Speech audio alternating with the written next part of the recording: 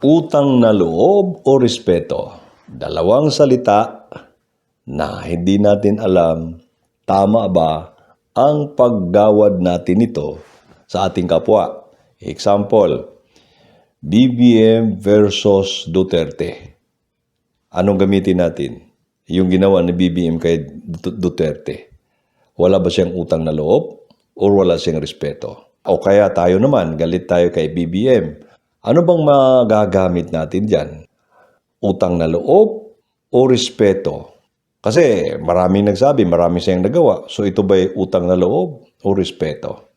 Ganito yan mga kapatid, ang kahirapan na misuse natin ito, mix up, at hindi na natin alam na yung palang ating pagdesisyon kung ano man yung ating kalagayang hinaharap, magbubunga ito ng kalagayan na mahirap na nating balikan o mahirap na nating i-resolve.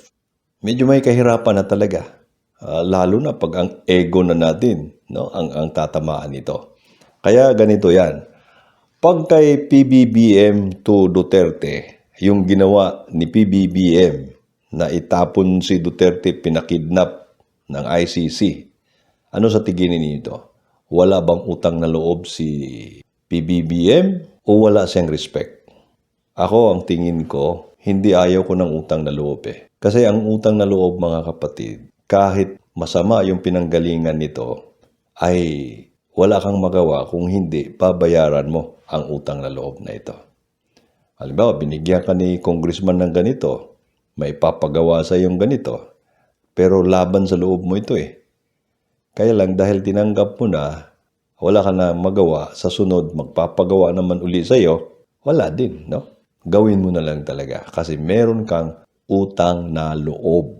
Pero pag respeto, mga kapatid, wala ba akong narinig na isang taong nagrespeto sa isang tao dahil binayaran siya at dahil sa bayad na yon, nagkaroon siya ng respeto. Pinagawa siya ng hindi tama, nakakasira sa kanyang kapwa, kailang nakatanggap siya ng malaking amount, respeto bang tawag natin doon?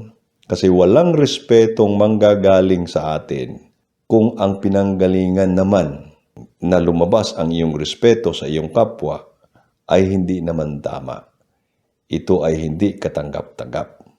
Kaya magkaiba, di ba mga kapatid? Ibang-iba. Ngayon, itong ginawa ni PBBM kay Duterte, hindi ito utang na loob. Walang, kahit na meron sigurong nagawa si Duterte sa kanyang mabuti, hindi rin masabing ito ay utang na loob. So sa pag-usapan ng utang na loob, wala. Pero sa respeto, dapat iginawad ni Bongbong ang respeto, ang nararapat na respeto kay Digong. Anong dahilan?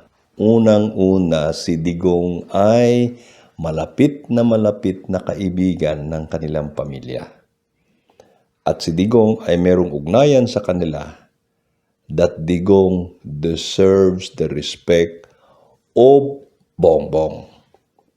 Pangalawa, ginawaran ni Digong ang ama ni Bongbong ng isang karangalan na hindi nga karapat-dapat sa kanya, no?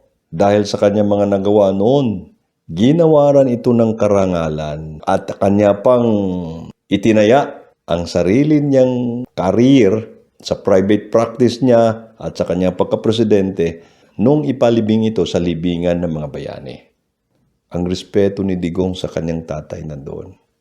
Pangatlo, nirirespeto din ni Digong ang desisyon ni Sara na makipagtandem siya kay Marcos kahit na ayaw ni Digong. Kasi nga, ang respeto ibinibigay niya sa mga taong kahit hindi karapat-dapat, nakita naman din naman masama din si Bongbong, no? Noong mga panahong yon, ibinigay pa rin niya. Ito lang tatlo mga kapatid, no? Hindi nirespeto ni Bongbong Marcos ang pagrespeto ni Digong sa pamilyang Marcos at mismo kay Bongbong Marcos. Ngayon ang question, is it also proper na tayo ay magrespeto din? Does PBBM deserves our respect? Mukhang hindi rin, mga kapatid. Kasi kung nirespeto niya si Digong at hindi niya pinayagang ito'y makidnap at dalhin sa ICC, kasi siya ang may final say, pwede niyang i-veto ang lahat. Kasi meron naman siyang basihan din na hindi dapat dalhin sa ibang bansa. Ang isang tao na pinagdudahan lang, na nagiging hadlang sa kanila mga gustong gawin. Ito ang talagang pinaka-blunder na ginawa ni Bongbong Marcos. Irespeto ba natin siya? Irespeto natin siya bilang presidente. Pero bilang ordinaryong mamamayan, wala na akong respeto kay Bongbong. Kasi kung ganyang hindi niya nagawa kay Digong ang pagrespeto nito, wala na rin siyang respeto sa ating lahat na mga mamamayang Pilipino. Kaya hindi natin ito dapat tanggapin na normal na lamang, kasi sa ngayon, ang kanyang press secretary, undersecretary, Claire Castro, wala na ring respeto sa ating lahat. Kung ano-ano na lang ang ipinifeed niya sa social media, sa mainstream media, na nakikita ko na walang karespeto sa ating ordinaryong mamamayang Pilipino. Pag ang isang tao ay ganito na at hindi rin siya sinasaway ni Bongbong, hindi rin siya sinasaway ng kung sino mang nasa kanilang hanay, ibig sabihin lamang wala ng mga respeto ang mga ito sa atin.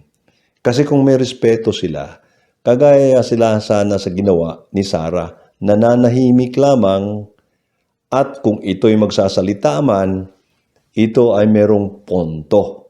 Hindi gagawa-gawa ng mga kwento na hindi ninyo masuportahan ng mga facts.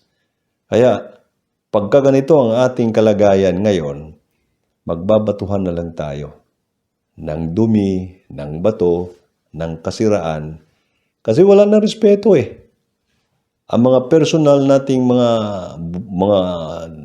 bulok sa buhay, may mabubulatlat at ito'y mabuyang-yang na, wala namang tao na walang sikreto sa buhay.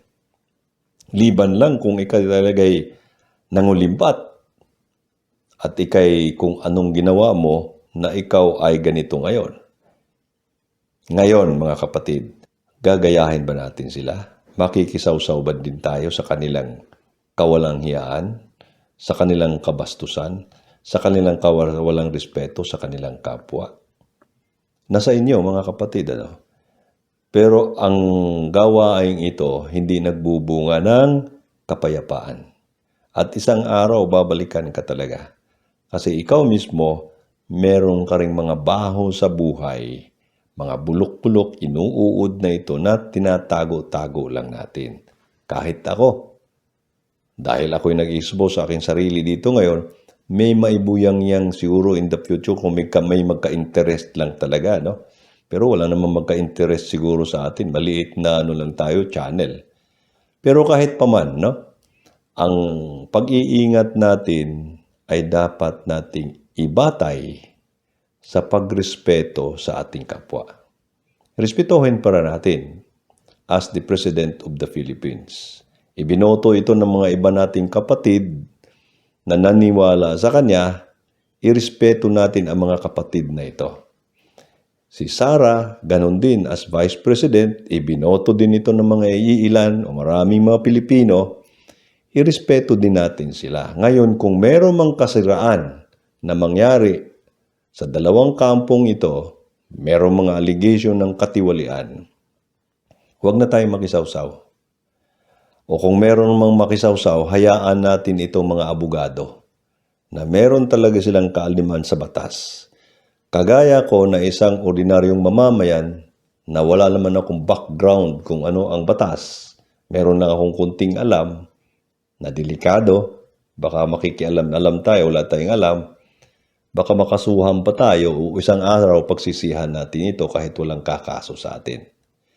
Kaya mag-iingat na lang tayo, mga kapatid. Meron akong mga nagawa nung nakaraan na para ako nagkukondem, na para bang ini-express ko ang aking galit. Pinagsisihan ko yon mga kapatid. Kaya medyo natagal ako na nawala kasi nag-isip ako, ano ba ang magiging role natin sa ating bayan?